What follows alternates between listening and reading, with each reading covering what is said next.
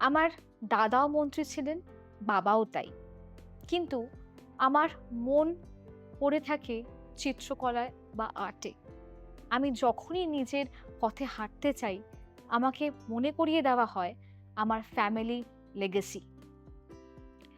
এবং আবার জানিয়েছেন পারিবারিক ঐতিহ্যের কথাও জানিয়েছেন। বলেছে আমি কি আমার নিজের সত্তাকে বিসর্জন দিয়ে কেবল একটি রাজবংশ টিকিয়ে রাখবো?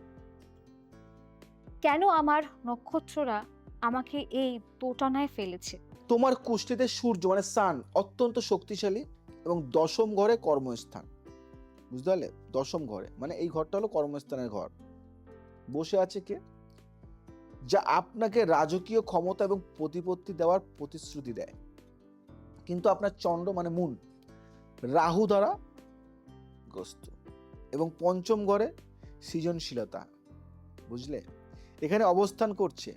সূর্য যখন খুব প্রবল হয় মানে রবি যখন খুব প্রবল হয় তখন পিতার ছায়া সন্তানের নিজস্ব আলোকে ঢেকে দেয়। একে জ্যোতিষশাস্ত্রে পিতৃ ছায়া দোষ বলা হয়।